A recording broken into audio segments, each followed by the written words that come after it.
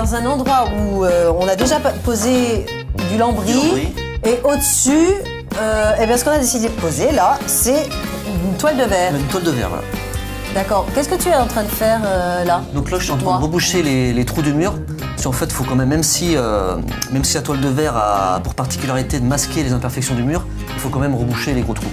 Oui, sinon ça va faire des appels d'air. Ça va faire des bulles d'air. D'accord. Bon. Comment on s'y prend? On en colle tout ça? Donc en fait, quand j'aurai fini de boucher les trous, après on va pouvoir se mettre à recoller le mur et à couper notre toile de verre à la dimension du mur. Ok. Et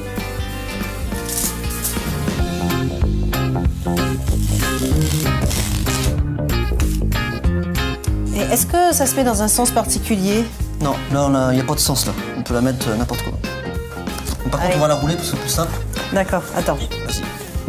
Je fais et je te la passe. Hop, merci. Là, je me mets bien en jonction.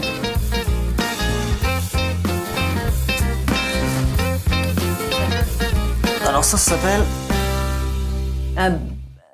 Je sais plus.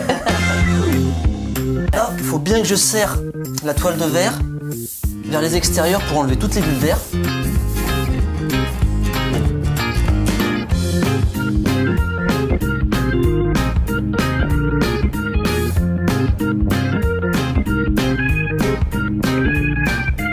Là, on a juste posé la toile de verre, on a eu besoin d'un peu de colle, puis ça y est, c'était fait. Est-ce qu'on procède toujours comme ça, Olivier? Non. Là, en fait, le support était en ciment, donc on a pu en coller directement le mur. Si ça avait été un support en plâtre, il aurait fallu mettre une sous-couche pour que la colle puisse adhérer au support. Donc là, il nous reste plus qu'à mettre un coup de peinture et puis... Voilà. Alors, j'ai justement rapporté un pot de peinture bleu canard. On la pose? Non, on va attendre 24 heures avant de passer la première couche de peinture. Alors Olivier, est-ce que cette colle a bien séché? Bah oui, parfaitement. Ouais, voilà, la toile de verre est bien collée là, et la colle est bien sèche. Donc maintenant, on peut passer à la peinture. Voilà. Quel type de peinture tu poses sur une toile de verre? Donc sur une toile de verre, en première couche, obligatoirement une peinture acrylique. D'accord, parce que sinon... Si on met une peinture glycéro, la peinture glycéro va attaquer la colle et va décoller toute la toile de verre.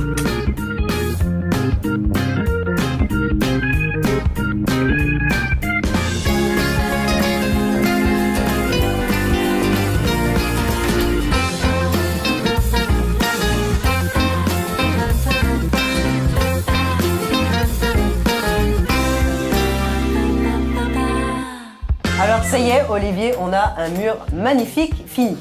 Non, on va attendre que cette couche-là soit bien sèche pour passer la seconde couche. Et là, ça sera fini. Voilà. Et est-ce que je pourrais le lessiver, ce Oui, mur? c'est vraiment facile d'entretien. Il est résistant au choc. Ça résiste bien au choc et en plus, on a bien masqué toutes les imperfections du mur.